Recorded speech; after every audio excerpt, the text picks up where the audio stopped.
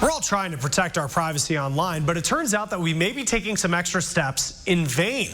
Consumer Reports says using symbols in our passwords isn't really deterring hackers.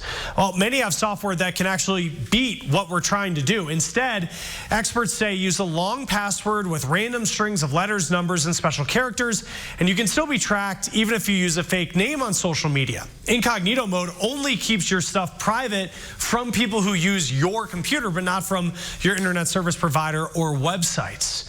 Well, obesity is an issue across the world, and there have been efforts to limit sugary drinks. Now some people targeting chocolate milk. New York's Department of Education is considering banning chocolate milk from schools. Chocolate milk can have about double the sugar of regular milk, almost 3 teaspoons to be exact. It's recommended that kids get less than 6 a day. Now other cities have banned chocolate milk from school. Now San Francisco did it in 2017 after testing that ban in 5 schools. They found there was only a slight dip in the amount of milk that kids drank. There was a backlash when Washington, D.C. schools did a chocolate milk ban in 2011. Health professionals had concerns about kids missing out on calcium and vitamin D. I do agree that having some calcium, some milk, is better than no milk, even if there is a little bit of added sugar. But I think that the more that we can move towards eliminating all of the extra sugars, it's going to be better for our kids in the long run. Cornell looked at the effects of banning chocolate milk from school cafeterias in 2014. They found students on average consumed less sugar and fewer calories, but also consumed less protein and calcium. Well, how would you feel about eating at a restaurant where the staff carry handguns while they serve you food? Tomorrow here on The Now, we are going to take you inside a spot where that is happening, and it is not a gimmick. Those weapons are fully loaded.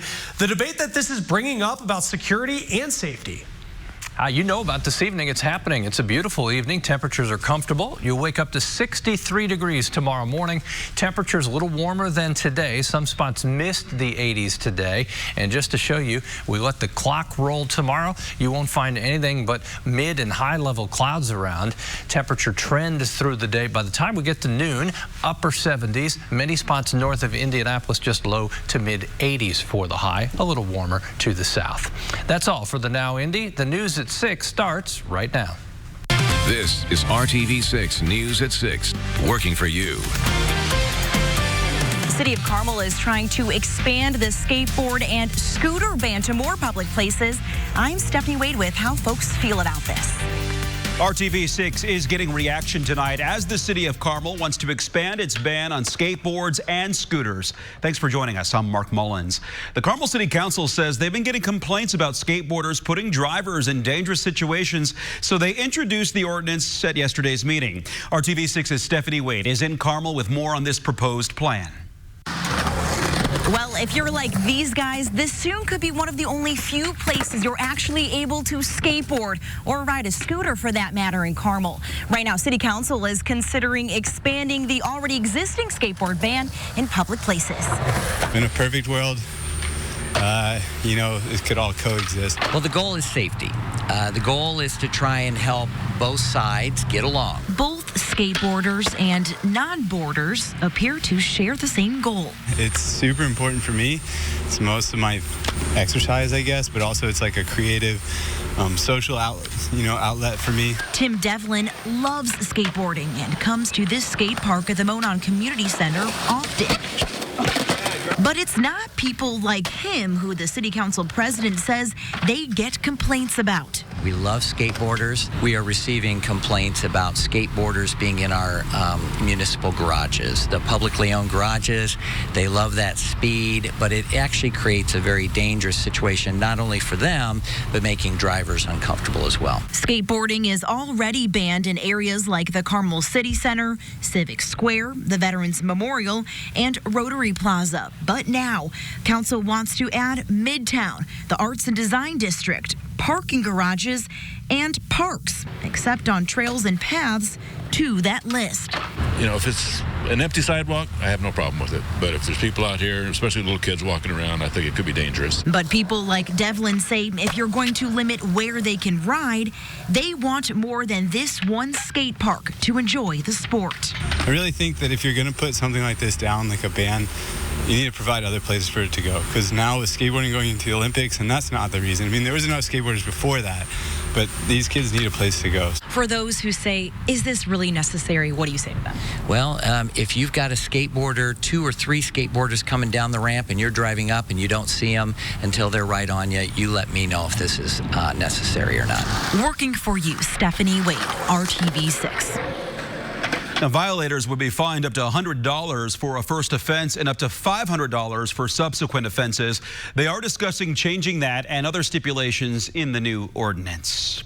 Well, if you've been getting bugged nonstop from robocalls, you are not alone. The feds have issued a warning about a new twist on a growing scam. Call 6 Investigates is working for you to make sure you don't get scammed. Our Kara Kenny joining us now with how this scam works and then how to protect yourself tonight. That's right, Mark. Here's how the scam works. You get a phone call from the Social Security Administration and they say your benefits will end. But it's not real. It's a scam. Social Security related phone scams are the #1 scam reported to the Federal Trade Commission right now.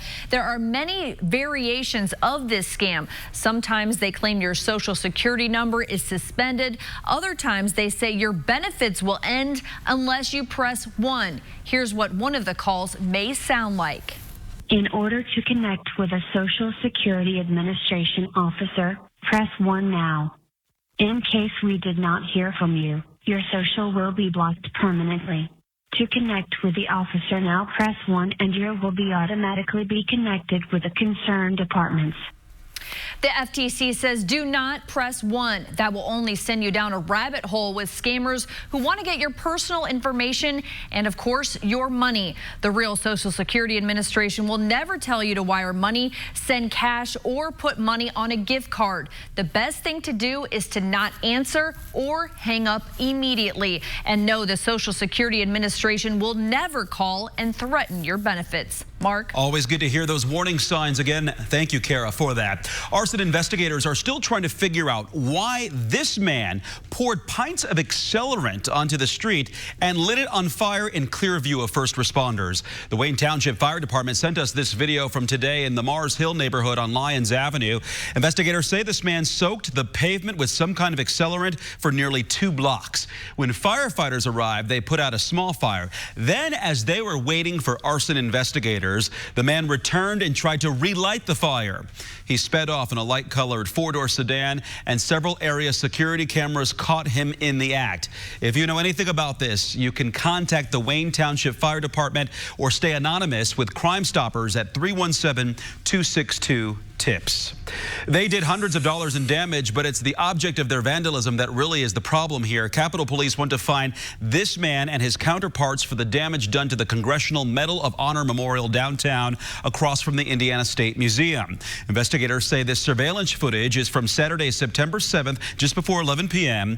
One of the men is seen damaging a pillar marker, which maintenance crews later noticed had been vandalized. If you know anything about this, you're urged to contact Capitol Police at 317-234-2131, and you can stay anonymous. Right now, we're taking you outside from the top of the Salesforce Tower in downtown Indy. We want to get a check on that evening forecast with Storm Team 6 Chief Meteorologist Kevin Gregory. And fall arrives next Monday. Officially, obviously it hasn't felt like fall. It will, as we get to early next week, be back to at least average temperatures. Let me give you a few headlines here. We're warm next 3 days. We'll stay dry the next 3 days as well. Our rain chances return as we get to the weekend, with the best chance for rain in the second half of the weekend.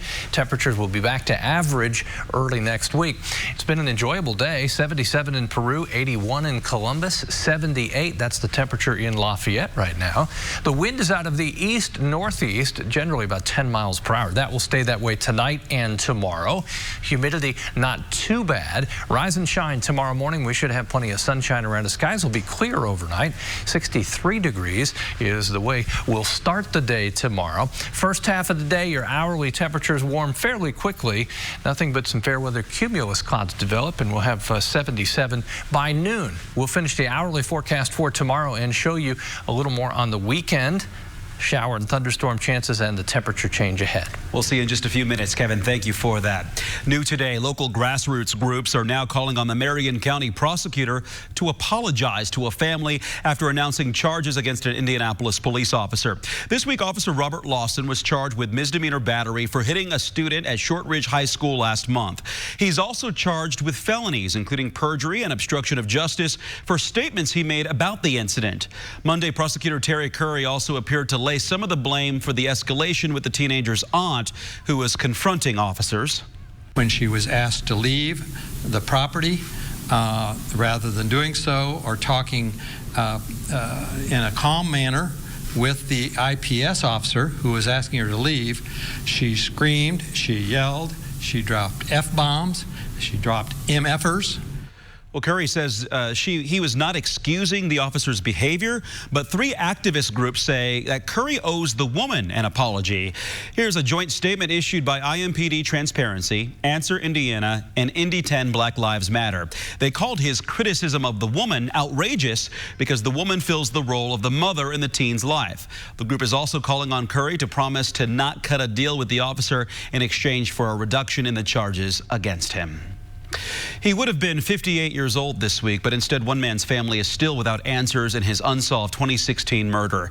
Happening tomorrow, the widow of Curtis Wooden is holding a memorial service for him on what would have been his birthday, and she's hoping it sparks new leads in his murder investigation. It was December 29th, 2016. Wooden had just left the house when he was shot to death in his car. There have been no arrests. His wife wants family and friends to gather to spotlight the case and push anyone who has information to contact the police. That's happening at 6:30 p.m. at 7685 Little John Drive, where Wooden was killed. Employees at General Motors facilities across the country are on strike this evening. Leaders of the United Auto Workers Union announced Sunday they were unable to reach a new labor agreement with the company. The strike impacts thousands of Hoosiers who work at plants in Indiana. In Kokomo, workers have been at the picket lines 24/7. This video was taken early this morning when about a dozen employees were out. The people we talk with say the community support has been helpful, noting that Kokomo is a union town. People have supplied food and water to those on strike. During the walkout, workers will only make $250 a week, a major cut to what they typically bring home. You know, everybody still has bills to pay, and they have families to take care of, and when you cut your salary down as bad as we have, it's tough on everybody, you know, and it's hard. The union is asking for higher wages, improved health insurance, and better pension plans. Those we spoke with say they are not sure how long the strike will last, but they hope that it won't need to last much longer. The demand for these workers is definitely there, but the supply isn't quite meeting it. Coming up here on RTV6 News at 6, how instructors are breaking down critical components of the supply chain to help today's kids become tomorrow's workers. That's ahead in Hiring Hoosiers. And then he says that he knows you're talking about him, but no one can beat him when it comes to being his own biggest critic. Coming up in RTV6 Sports with Brad Brown, we hear from Colts kicker Adam Vinatieri. And I'll let you know what we'll talk about. Changes as we move toward the weekend. The closest rain right now over 500 miles northwest when our next best chance of rain shows up. Call, click, or visit a store today. This is RTV6 News at 6, working for you. Ball State President Jeffrey Mearns says the university is making progress toward its goal of being the front door to the city of Muncie and Delaware County. Mearns tells RTV6 the university level has hit an all-time record with nearly 23,000 students at the school this year. The freshman class has already seen explosive growth with 4,000 students, also the biggest in the school's 101-year history. Ball State took over operation of the struggling Muncie Community School District at the start of last school year after years and declines in school enrollment and money problems. Now this year enrollment has leveled out with less than 1% decline, down from 14% over the last 5 years. Teachers are also seeing bigger numbers in their bank accounts after receiving a raise this summer, the first time in 9 years. So, of course, that's improving the morale of the dedicated and talented teachers and staff in the Muncie Community Schools, the women and the men who stuck with the schools and the children through those difficult times. So it's bringing, in addition to those kind of practical changes, it's bringing a sense of optimism and hope for the future into the schools. And I believe it's also bringing a sense of hope and optimism in the community more broadly. Well, today, Indianapolis got a visit from United States Secretary of Education Betsy DeVos as part of her back-to-school season. Now, during her visit, she met with students and faculty at Purdue Polytechnic High School here in downtown. She got to see hands-on STEM classes and says schools like Purdue Polytechnic are preparing kids for the career that will need to be filled in the future. Well, these days, more and more people are ordering items to arrive right at your door. But how does it get from you clicking the confirm button to the shipping truck? RTV6's Hiring Hoosiers focuses on jobs, resources, and skills. And today we're addressing an industry that will have growing needs in Indiana over the next several years.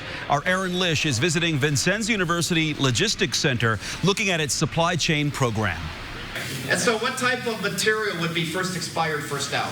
Instructors break down critical components of supply chain logistic management before they head to the warehouse. Therefore, we want to make sure that we have the opportunity to get the best product at the best price. Where students like Jeremiah Park are learning the skills needed to succeed in this industry. Pack boxes, picking, receiving, proper way to load.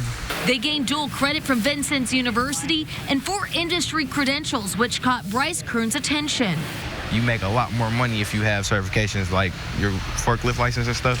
So it just kind of made sense that I can get this before I even leave high school, before I even get in the workforce. Senior Michael Wilcox says this program is a big eye-opener. We go around, we take tours of different facilities. It allows me to connect to what the real world is. There are thousands of job openings in this industry here in Indiana, according to those in logistics. There's more and more employers coming to the area. There's more and more people purchasing stuff online. There's more and more need for faster, cheaper, more direct shipping routes. And as the industry is growing, so is students' curiosity in this becoming their future careers. It's actually really interesting. It's way more than I expected.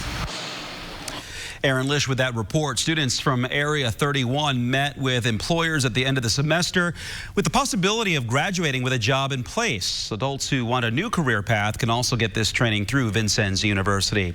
RTV6 looks for stories of success for you, no matter what your age. For a look at all the opportunities that we've scoped out, head to the RTV6 app or our website, hiringhoosiers.com. Northeast wind has kept the humidity down. It's certainly under control. Once it gets to 65, the dew point temperature, that's when you really start to notice the humidity. So that's below that level. 80 degrees is our current temperature. Just want to look ahead here. Good to mow this evening and really the rest of the work week. We shouldn't have any issues. 7:51 is the sunset tonight. I bet you see some dust if you get out there and start mowing. I know you all have different schedules and you have a specific day here that you might want to focus on, and I don't want to draw your attention to any one day. But we have a chance of rain on Sunday. All things point toward that being our best chance at some showers and thunderstorms as we get to the second half of the weekend. Our rain chance will go up as well on Saturday night. Temperatures next 3 days. Remember, 78 is average. We're well above average as we go through the rest of the work week. We'll back off a little bit over the weekend, especially Sunday, just because we'll have more clouds and the thunderstorms around. Early next week, temperatures will be back into the upper 70s. You see, we've been consistently above average. Temperatures level off early next week. Monday and Tuesday will actually be average or a little below, and that gives you an indication there how high above average we've been. Looking toward the end of September into early October, I think we continue with temperatures at or above average, but with many more opportunities for rain along the way. Tomorrow, not one of those days. We'll be dry, 83, especially north of Indianapolis. The wind again will be out of the east at about 10 miles per hour. Metro area may touch 86 for the afternoon high. Nothing more than some mid to high level clouds around. Thursday, temperatures just as warm, pretty much the same setup. As we get to Friday, let's talk about what's going to happen. The temperatures that are in the mid 80s Thursday are going to jump into the upper 80s Friday. It will be another good night for Friday night football, and Brad Brown's in my peripheral vision. Week 3, right? 4 or 5. Week 5? 5. Wow, mentally, I've missed 2 weeks. Wow. I think the weather's been great for all the games. Temperatures in the 80s at kickoff and 78 or so as games come to an end and you start seeking the highlights from the big games. Over the weekend, temperature 86 Saturday. We're cooler on Sunday with our best chance for thunderstorms. Here's your 7-day forecast. Temperatures all put together consistently warm until early next week. Monday and Tuesday back into the upper 70s. Lows are all fall in the 60s. You wouldn't believe that fall is just right around the corner here. I can't believe week 5 of high school. You can't believe that either. Yeah. All right, speaking of, here's Brad Brown with sports. I had to think about that for a second too, Kevin, so bear with me. Week 5, we'll get to that come Friday. Week 3 ahead for the Colts, and plenty of talk about the kicker, of course. There's misses all over the league every Sunday. Some teams have that as kind of their primary function. See what the Bears had to mess with last season. So it shouldn't be a massive deal when your team's kicker goes in a bit of a slump. Happens all the time. But when your kicker's the best ever, it's a different story. Such is the case with the Colts and Adam Vinatieri. 2 more missed extra points on Sunday against the Titans. That's 5 misses in the first 2 weeks of this season. If you add in week 17 last year, he's had 3 straight games now missing a PAT. Vinatieri quickly dispelled any thoughts and rumors of retirement in talking to media today. It's not a thing, but he says he's ready to take a closer look at himself to get better. I'm always probably, well, you guys like to critique stuff, but I'm always my worst critic when it comes to that. And yeah, you know, I mean, obviously it's not been a good start to the season, but I'm proud of all the guys, my teammates and stuff that continue to fight and pick it up when we need it, and only good support in the locker room and that kind of stuff. So it's time for me to get out there and help my team win games instead of the other way around. Vinatieri says he feels fine physically. More reps aren't necessarily the answer, though. We'll see how it all shakes down for the home opener that's coming up against the Falcons this Sunday. The WNBA playoffs continue tonight with the semifinals. The Fever are not playing, but they will be watching closely. The league is holding its draft lottery this evening. The Fever have the second best chance of getting the #1 pick. Whatever comes of it, they will get a chance to add a big talent for the 2020 season. Some more progress from Pacers guard Victor Oladipo. Skills coach Bryce Stanhope posting this video to Instagram on Sunday as Oladipo continues training in Miami. Pacers camp starts in just a couple weeks. No word from anyone yet at any sort of timing for Vic's return, but certainly looking pretty good at this glance this week. IndyCar is into its final week of the season, and Joseph Newgarden heads to the last race at Laguna Seca as the points leader. He's trying to clinch his second championship in 3 years. I had a chance to talk earlier with Newgarden about getting ready for this final event. 3 full weeks between the last 2 races on the schedule. All of that time off, not necessarily as great as you might think. This was probably the time you didn't want to break, but we've tried to use it. You know, it's given us more time to think about things, make sure we don't miss anything. Right. But at the same time, you know, if you don't stay busy, you can kind of just constantly think about it. And it's so I've been trying to stay busy in my personal life, had a lot going on, trying to get a lot done, and not thinking about it. Team Penske has won 9 of the 16 races this season, including 4 by Newgarden. Now, the top 4 in the standings are all still in the running to win the championship, as there are double points for this Sunday's race. I'll have more with Newgarden coming up tonight at 11 in our Sports Extra Spotlight. And Dave First is heading to Laguna Seca as well. He'll have reports for us throughout all of Championship Week. Those start tomorrow and continue all the way to Victory Lane on Sunday night. Time for a final break. Back to wrap up tonight's news at 6 next. Drive at Honda of Fishers. Today, the First Lady of Indiana helps mark a milestone at Conner Prairie, dipping the 250,000th apple at the Apple Store. The seasonal favorite Apple Store has only been open for about a couple of weeks, but it's already cranking out hand-dipped caramel apples, donuts, and cider. First Lady Janet Holcomb says it is an honor to join in and couldn't wait to get started dipping. It smells amazing in here. So I'm looking forward to sampling some of the other delicious items they have. And it's not just caramel apples.